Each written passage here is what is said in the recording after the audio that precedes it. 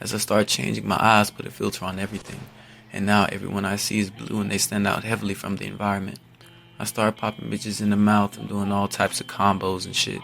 It doesn't even feel like I'm fighting. It feels like my entire body is a PlayStation controller and I have in all the cheat codes.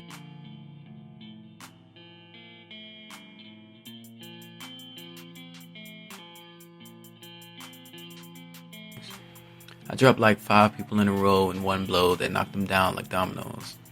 Some people started to flee, others got weapons. When I saw that, I used Double Jin's strongest technique and fired a laser at all of them to dispose of them.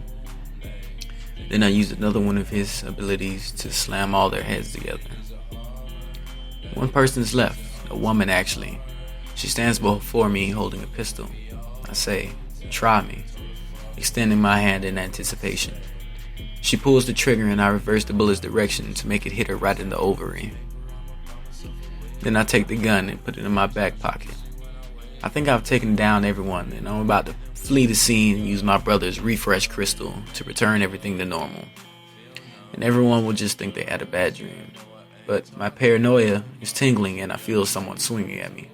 So I fly above whatever it is and I see a guy in a black robe dressed as a Shimigami from Bleach with a ponytail. I can clearly tell that he also has been given power from one of the overseers, because I feel a tingling in the hairs of my body that he isn't a normal human. My first clue was that people don't carry gigantic swords like that in public. The power I have is very temporary and I'm not going to try to go down there and risk my life to fight someone who's actually been given the power of their choice by an overseer. So I get out of the area and I hear him say, "Bakuro number 73, inverse Crystal Mountain," very loudly, and I see a small collection of diamonds in a spiderweb formation coming towards me. It seemed to move very slow but was steadily approaching me, so I just leaned and dodged it. Then a giant pyramid encased us both. I say to him, "You throw like a bitch. If it wasn't for that overseer, that net wouldn't have even reached me." He replied, "It's to stop you from running like one. That refresh crystal clearly isn't yours, and if it is, you chose your powers poorly, and I'll be glad to take it." After he finished his sentence, he vanished, and I could feel his presence behind me, and I reacted as fast as I could, but I still got cut across the chest. He swung again. I managed to block it, but the difference in power was clear. He didn't put much force into the swing, but it sent me flying to the ground with a force strong enough to leave my body print in the dirt below. Surprisingly, I'm still conscious and the fall barely hurt. What did hurt, however, was the gash he put on my chest. On the bright side, I noticed my real skin only received a small cut. So that means my skin is much thicker than I thought in this form. While I was in the ditch, I see the difference in the temporary power and the real thing you get from an overseer is very vast. I get up and realize my gauntlets were cracked from blocking.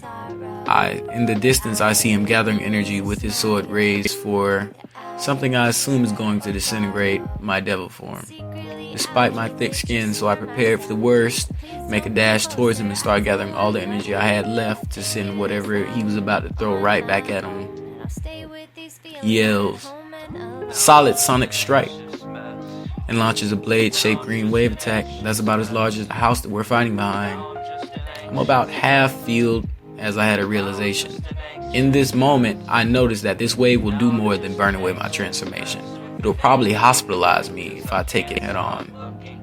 I gather all my energy I have left, including what's holding my transformation together, and I send back the wave with my telekinesis / force choke power. As soon as I push it back, my transformation instantly wears off, and I feel about as average as a basic Instagram broad. I think I've defeated him, but I'm not naive enough to turn my back on him. So I wait until the smoke clears, only to find out he didn't let his guard down, but still received some burns. Now he's coming for me with incredible speed. I'm pretty much defenseless as he extends his sword towards me. But seconds before I get turned into a nigga kebab, a giant black spear landed right between us both and he jumped back, as to not get crushed. An aura of pure hatred swirls around the familiar figure that emerges from the orb.